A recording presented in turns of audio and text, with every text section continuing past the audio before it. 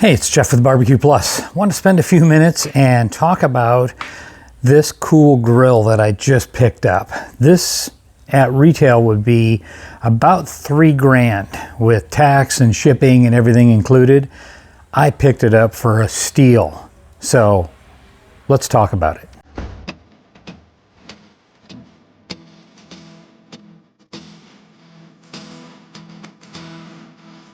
So this is a Yoder 640. This is a 32-inch wide cook chamber, 2-level smoker. So it's got a top rack, it's got a main rack.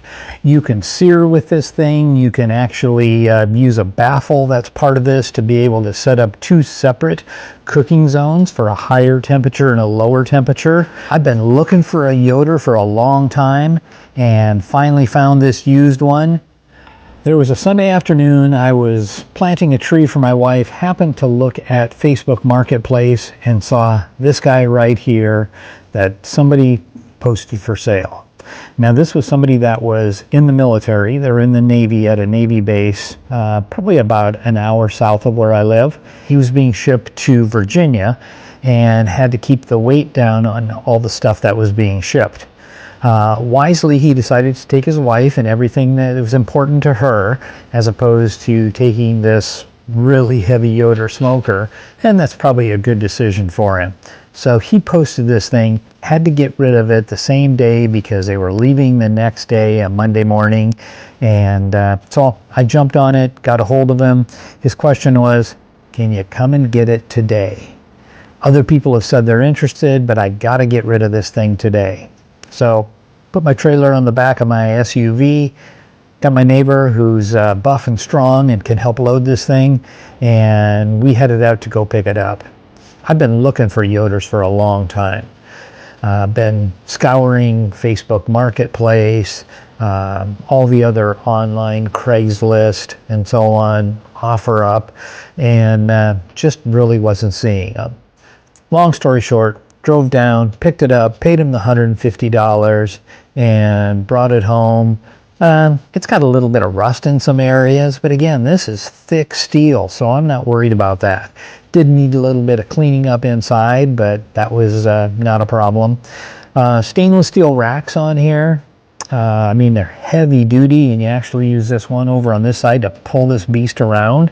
I think I'm going to do an upgrade and get the stainless steel trays that mount right on top of there. Benefit to that also is things don't fall through if you're going to put a thermometer or something on there. Stainless steel shelf on the top of each one of these will be great.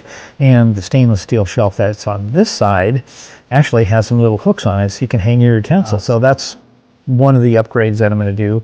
The other one is what's called a grease tray, or a grease drip tray.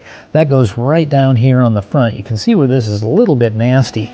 Got some stuff on there. You spill some sauces, there's some acids on there, and that'll kind of eat away at the paint. So the stainless steel drip tray basically catches all that. It protects that entire front side of it, and really makes a big difference. So I'm looking forward to getting that as well.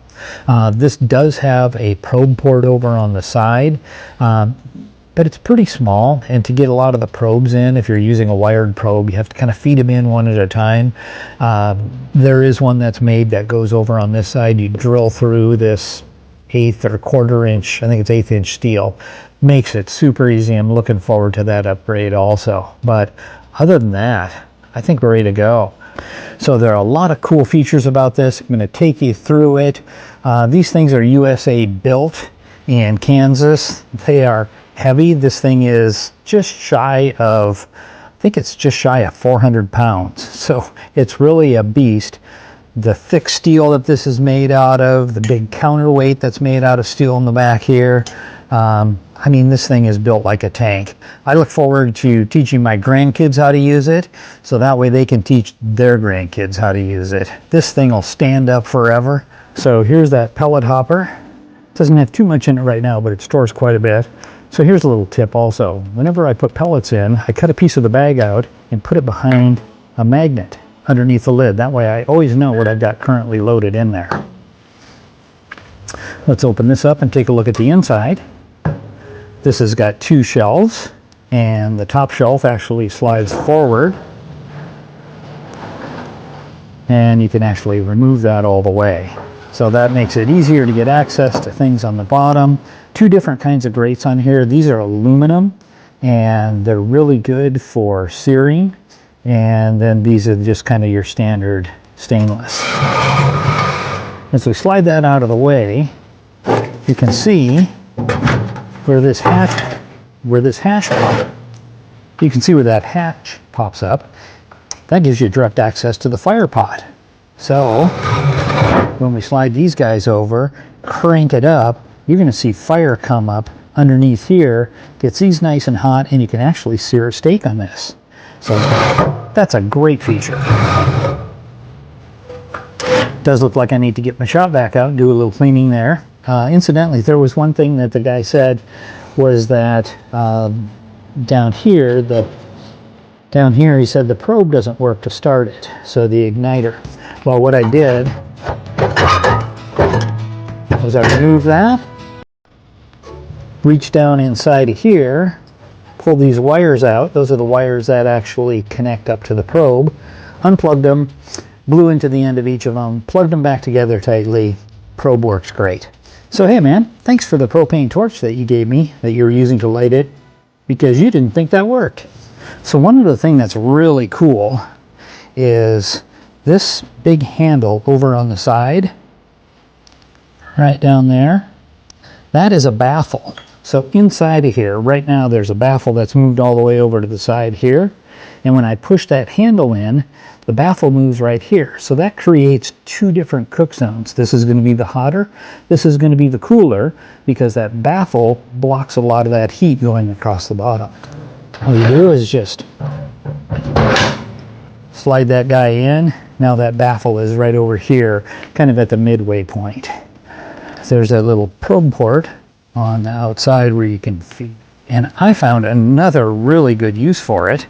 And what that is when I smoke things up in the top, maybe pre-smoke some salmon or do some nuts, some almonds, it's pretty handy to be able to connect up my smoke chief with this tube, and that just gives me tons of smoke in the inside. You see where it's coming right through that port, and I've got the chimney turned down, so it's really trapping it inside of there. These nuts taste awesome. I've got a video on if you want to take a look at that. So this is the non-Wi-Fi model. Generally I'm around when I'm smoking and doing some cooks, so the Wi-Fi isn't that important to me to be able to control it. I do have a Wi-Fi based thermometer and an app on my phone. I use the Inkbird, and that gives me 4 different probes, so I can put one of them inside the cook chamber here just to kind of see what the surface temperature is of the grill. I can put those in different spots, and then also just plug those probes straight into whatever meat I'm cooking and monitor it from wherever I happen to be. Only thing different is without the Wi-Fi, I can't make adjustments to the grill remotely. So bottom shelf here, I think needs a little bit of love. Got to clean that up and put some fresh paint on there, and then you can see where this front, when I put that drip tray on the front, will benefit from that. We'll keep it a little bit cleaner. I'll clean that up and paint it with some high heat paint before I do that. Looks like he's used this quite a bit. We've got some good buildup there. That just gives it a good seal. So I don't want to get rid of too much of that. Might clean it up a little bit, but overall this was in really good shape. There's the Yoder smoker badge. This is a 2014 version. You can tell the difference. In 2015 they went to more of a luster finish or a satin finish. They used a matte black on everything before 2015. So great smoker, really sold on this, done a few cooks on it, and just absolutely loving it. So how do you get deals like this? Well, the first thing is be patient. The second thing is you got to be diligent about looking in places like Facebook Marketplace, OfferUp. Talk to lots of people. Let them know that you're interested in smokers. I've had folks that that have told me about smokers that are on the curb in their neighborhood, or somebody wants to get rid of theirs and they've told me about it. I picked them up, cleaned them up, done whatever repairs needed, and then resold them, made somebody else happy, and kept them out of the landfill. Keep out there on Facebook Marketplace, OfferUp, Craigslist, all those other areas. And then don't be afraid to drive a ways. I mean, I'd drive a few hours to get a great deal like this. So make sure your search is wide enough, especially if you don't live in an urban area. I live in an area that's about a town of about 2,500 people. I'm north of the Seattle area by about an hour and a half. So I can go down there. I've picked up smokers. I picked up grills down in that area. You just need to make sure that you're watching, that they're a good deal for the amount of driving that you're going to do, and you jump on those right away. So that's my tip.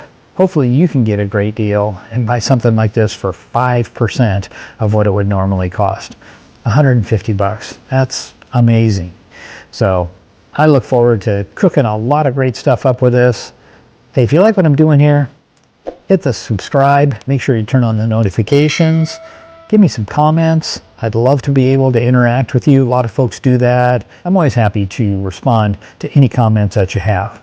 And if you share this with other folks, that's awesome, because we can spread a little bit more of that barbecue love. So don't spend a lot of time with this guy that maybe he's gloating a little bit about his new smoker and the great deal that he got. Figure out what you're going to cook in your backyard this weekend. Hey, thanks for watching.